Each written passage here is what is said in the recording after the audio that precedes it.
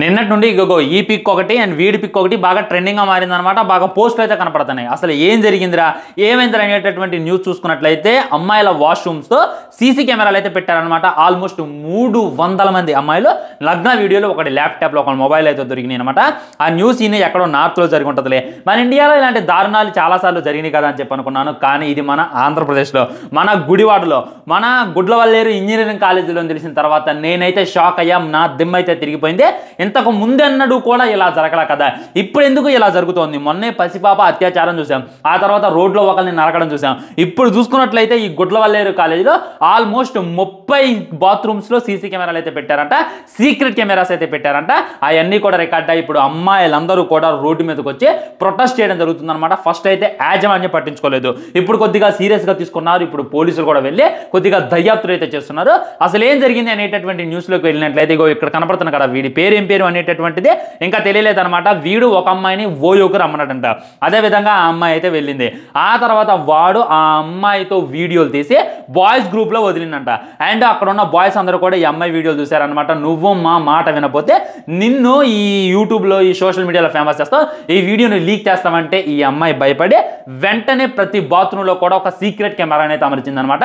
ఆ విధంగా స్నానం చేస్తున్నటువంటి వీడియోలన్నీ కూడా రికార్డ్ అయ్యాయి. అక్కడ ఉన్నటువంటి చాలా మంది బాయ్స్ ల్యాప్టాప్స్లో, చాలా మంది మొబైల్స్లో కూడా ఈ వీడియోలు అయితే దర్శనం ఇచ్చాయి. ఇది ఒక రకంగా చెప్తున్నారు. ఇంకొక రకంగా ఏం చెప్తున్నారంటే వీడే బెదిరించిండు, వీడే ఆ కెమెరాలు అక్కడ ఫిట్ చేయమని చెప్పిండు, వీడే కెమెరాలు ఇచ్చిండు అనేటటువంటిది కూడా చెప్తున్నారు అనమాట. ఈ విధంగా కథలు అయితే నడుస్తూ ఉన్నాయి. చదువుకోండ్రా అని చెప్పి కాలేజీలు పంపిస్తే మీరు చేసేటటువంటి లంగా పనులు ఇయ్యనారా? లంగా నా కొడకల్లారా, మీ అమ్మ నాన్న ఇదేనారా మీకు నేర్పింది? రేపటి రోజున నీ అమ్మ కూడా స్నానం చేస్తుంటే బాత్రూంలో ఈ విధంగా పెట్టి చూస్తే నీకు ఎలా ఉంటుంది? నీకు హక్కు ఉంది కదా, నీకు చెల్లి ఉంటుంది కదా, వాళ్ళు కూడా స్నానం చేస్తారు కదా, వాళ్ళే కూడా ఈ విధంగా చిత్రీకరించి ఇచ్చేస్తారా? ఆ అమ్మాయిని కూడా చాలా మంది తప్పు పడుతున్నారు, ఓయోకి వెళ్ళింది అని.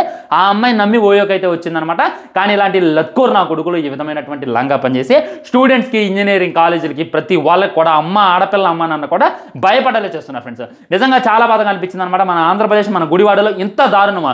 300 అమ్మాయిల జీవితం ఒక ల్యాప్టాప్లో ఉన్నాయి, ఒక మొబైల్లో ఉన్నాయని తెలిసిన తర్వాత కళ్ళమటైతే నీళ్ళు తిరిగా. నాకైతే చాలా అంటే చాలా బాధగా అనిపించింది. దీన్ని సీరియస్గా తీసుకోవాలన్నమాట. కఠిన శిక్ష అయితే పడాలి. మన ఇండియాలో జస్టిస్ అనేటటువంటిది చాలా లేటుగా లభిస్తుందని చెప్పి నేను కొన్ని వీడియోలో చూసా. కానీ దీనికి న్యాయం త్వరగా జరిగి ఆ వీడియోలన్నీ కూడా స్మాష్ అయిపోయి ఆ అమ్మాయిలందరూ కూడా మళ్ళీ వాళ్ళు చదువుకోవాలి, ఆ కాలేజ్ అంతా కూడా ఇది కావాలని చెప్పి నేనైతే కోరుకుంటున్నాను ఫ్రెండ్స్. ఇది దీని వెనుకున్నటువంటి స్టోరీ, దీని వెనుకున్నటువంటి న్యూస్. మీ కామెంట్ ఏంటి అనేటటువంటిది తెలియజేయండి. So girls be careful. ఒక అబ్బాయిని కాదు ఒక అమ్మాయిని నమ్మడానికి లేదనమాట. చూస్తూనే ఉన్నాం దారుణాలు. మరీ ఫ్రెండ్ అయ్యి ఉండి వాడు చెప్పగల నా విధంగా చేయాలా? వెళ్ళాలి, పోలీస్ కంప్లైంట్ ఇవ్వాలి, పోలీసులు దర్యాప్తు చేయాలి, లేదా స్టూడెంట్స్కి అయినా అందరికీ చెప్పాలి, లేదా అక్కడ ఉన్నటువంటి మేనేజ్మెంట్కి చెప్పాలి. ప్రిన్సిపాల్ అని కూడా ఒకటి ఎడుతారు కదా, కరస్పాండెంట్ అని ఒకటి ఎడుతారు కదా, వాడికి చెప్పి ఆపొచ్చు అనమాట. మరి ఈ విధంగా చేయడం ఏందో నాకైతే అర్థం కాలేదు ఫ్రెండ్స్. ఉంటా చాలా మంది ఇష్యూ మీద వీడియో చేయమని చెప్పి అడగల, నాకే చేయాలనిపించి అయితే చేసిన. బాయ్, మరి నమస్కారం.